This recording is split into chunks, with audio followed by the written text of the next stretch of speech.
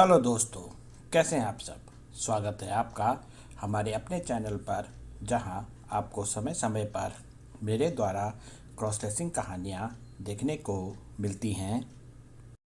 हमारी आज की कहानी का शीर्षक है क्रॉस ड्रेसर का सपना, और यह कहानी का दूसरा व अंतिम भाग है। कहानी को पूरा ज़रूर देखा कीजिए। हमारी आज की कहानी के दो भाग हैं। कहानी के सभी भाग आज ही की तारीख में देखिए। कहानी का पहला भाग 2:30 पर, और कहानी का दूसरा भाग 2:45 पर।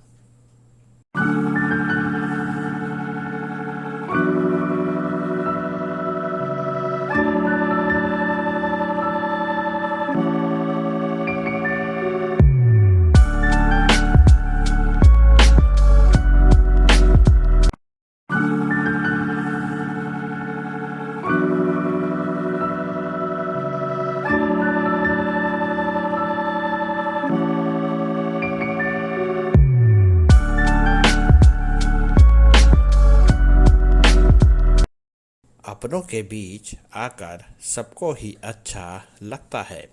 जिस मंजिल को मैं ढूंढ रही थी, यहाँ आकर मुझे ऐसा लगा कि मुझे मेरी मंजिल मिल गई है।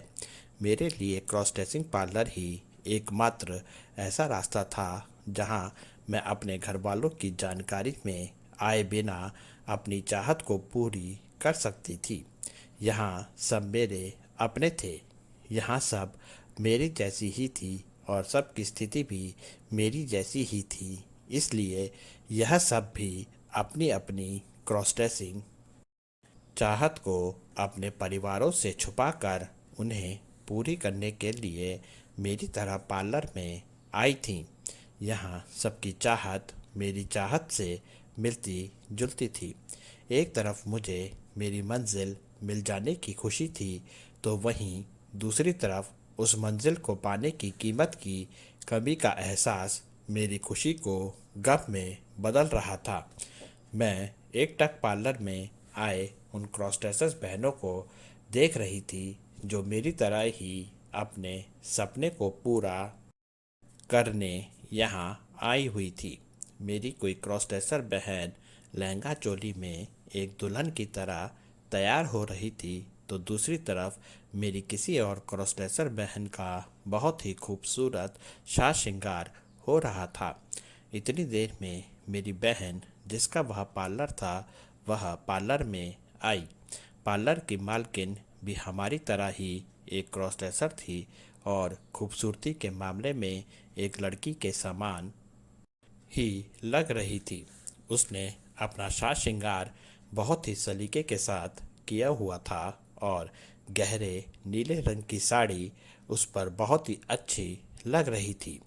वह हम सब क्रॉस ड्रेसर्स के लिए प्रेरणा की स्रोत थी, जिसने इस समाज से लड़कर अपने दम पर अपनी यह पहचान बनाई थी। उसने आज दुनिया के सामने एक पुरुष होते हुए भी महिला का पहनावा और साज श्रृंगार को जिस खूबसूरती के साथ सहेजा है, वैसे ही वह दुनिया से लड़कर हम सबकी क्रॉस ड्रेसिंग चाहत के सपने को अपने क्रॉस ड्रेसिंग पार्लर के ज़रिए पूरा कर रही थी। मुझे पार्लर में बैठी देख मेरे बारे में उसने अपने स्टाफ से पूछा, तो उन्होंने बताया कि यह यहाँ अपनी क्रॉस ड्रेसिंग चाहत पूरी करने आई थी, पर इसके पास पैसों की कमी है। पार्लर की मालकिन ने अपने स्टाफ से थोड़ी देर में मुझे उसके कैबिन में भेजने को कहा।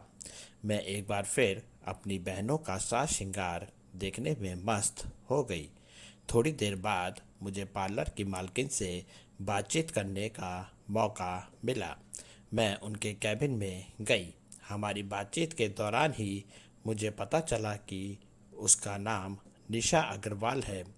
निशा दीदी ने मुझसे मेरे बारे में सब कुछ पूछा, और मैंने भी बिना झिझक के उन्हें अपने और अपनी क्रॉस ड्रेसिंग चाहत के बारे में सब कुछ बता दिया। पार्लर में मौजूद सभी क्रॉस ड्रेसर में मैं सबसे कम उम्र की थी। निशा दीदी मेरी क्रॉस ड्रेसिंग चाहत की बात सुनकर मुझसे बहुत ही प्रभावित हुई थी। इसलिए मेरे पास पैसों की कमी होने के बाद भी निशा दीदी ने मुझे मेरी क्रॉस ड्रेसिंग चाहत पूरी करने में मदद करने का भरोसा दिलाया और अपने स्टाफ को बुलाकर मेरा पूरा साज श्रृंगार करने को कहा। आज तो मेरी क्रॉस ड्रेसिंग चाहत पूरी होने वाली थी, पर मैं रोज़ हर दिन अपनी क्रॉस ड्रेसिंग चाहत को इस पार्लर में आकर पूरी करना चाहती थी। इसके लिए जब मैंने निशा दीदी से बात की तो निशा दीदी ने मुझे मेरे रिज़ल्ट आने तक रोज़ पार्लर में आने की इजाज़त दे दी। थोड़े समय में ही मैं निशा दीदी की चहेती बन गई थी। निशा दीदी के कहने के बाद पार्लर का पूरा स्टाफ मेरा मेकओवर करने में लग गया। मेरी एक दीदी मेरे चेहरे को और खूबसूरत बना रही थी, तो दूसरी दीदी मेरे हाथों और पैरों के नाखूनों पर नेल पेंट लगाकर उन्हें और ज़्यादा खूबसूरत और रंगीन बना रही थी। पार्लर की दो बड़ी बड़ी अलमारियों में अलग अलग साइज़ के सलवार कमीज़, अलग अलग डिज़ाइन के साड़ियों के साथ के खूबसूरत ब्लाउज़ और कुछ बेहद ही खूबसूरत डिज़ाइनर वाले लहंगों के साथ की चोलियाँ थी। निशा दीदी ने मुझे मेरी पसंद की ड्रेस चुनने को कहा था, और जैसे मैंने आपको बताया कि मेरा क्रॉस ड्रेसिंग सपना दुल्हन बनने का था, तो इसलिए मैंने अपने नाप का एक खूबसूरत सा लहंगा चोली पसंद किया था। पार्लर में श्रृंगार की किसी भी वस्तु की कोई कमी नहीं थी। मेरे नाक और कानों में छेद नहीं थे। इसके लिए पार्लर के स्टाफ ने मुझे ऐसे कानों के बहुत से झुमके दिखाए जिनको कानों में डालने के लिए कानों का छिदा होना ज़रूरी नहीं था। ऐसा ही नाक की नथ के लिए भी था। पार्लर में अलग अलग राज्य की सुंदर सुंदर रंग बिरंगी डिज़ाइन वाली नथ भी थी। चूँकि मैं उत्तराखंड राज्य से आती हूँ, तो मेरी पहली पसंद मेरे वहाँ की पहाड़ी नथ थी, और मैंने अपने मेकओवर के लिए पहाड़ी नथ ही पसंद की। मेरे चेहरे का मेकअप हो जाने के बाद मेरी दीदियों ने मुझे लहंगा चोली पहनाया। मेरे लहंगे का घेर ही इतना ज़्यादा था कि लहंगे का सारा वज़न मेरी पतली कमर पर आ रहा था। चोली का आकर्षक करने वाला डिज़ाइन मेरे अलावा पार्लर में आई हुई मेरी क्रॉस ड्रेसर बहनों को भी बहुत पसंद आ रहा था। मेरा लहंगा चोली के साथ श्रृंगार हो चुका था, जिसमें मेरे माथे की बिंदिया, मेरे होठों की लिपस्टिक, मेरे आँखों का काजल, मेरे चेहरे पर लाली, मेरी नाक में पहाड़ी नथ और कानों में झुमके थे, और अब बारी थी मेरे लिए आए हुए जेवरों की, जिसमें मेरे हाथों की कलाइयों के लिए कंगन और कांच की चूड़ियाँ थी, मेरे पाँवों के लिए पायलियाँ थी, गले के लिए एक सुंदर सा हार था, मेरी कमर पर मेरे लहंगे के ऊपर एक कमरबंद था, चोली की बाजू के नीचे बाजूबंद था, और मेरे बालों के लिए एक गजरा भी था। मेरी दीदियों ने आखिरी में मेरे सिर पर बालों का एक विग को लगाया और बालों के विग से मेरी चोटी बनाते हुए उस पर गजरा लगाया, और फिर मेरी चुनरिया से मेरे बालों को ढक दिया। पूरी तरह से तैयार होने के बाद मैंने जब अपने को आईने में देखा, तो मुझे खुद की खूबसूरती पर यकीन ही नहीं हुआ। मैं यकीन ही नहीं कर पा रही थी कि इतनी खूबसूरत दुल्हन के रूप में यह मैं ही हूँ। मैं खुशी से पार्लर के अपनी दीदियों के गले लग गई और मुझे इतना सुंदर दुल्हन का मेकओवर देने के लिए उनका शुक्रिया करने लगी। मैंने निशा दीदी का भी शुक्रिया किया, उनके कारण ही यह सब हो पाया था। मैंने अपने इन खूबसूरत पलों और अपनी खूबसूरत तस्वीरों को अपने फ़ोन में कैद कर लिया। सच कहूँ, इतनी खुशी आज से पहले मुझे कभी नहीं मिली थी। मैं अपनी खुशी में पार्लर में ही घूमती रही। अब मेरा घर जाने का समय हो रहा था।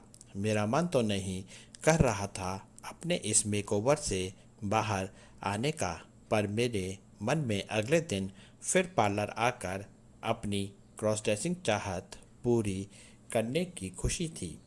मैं एक बार फिर अपने जन्मजात रूप में वापस आ गई और मैंने निशा दीदी को अगले दिन सही समय पर पार्लर आने का बोलकर अपने घर को चली गई।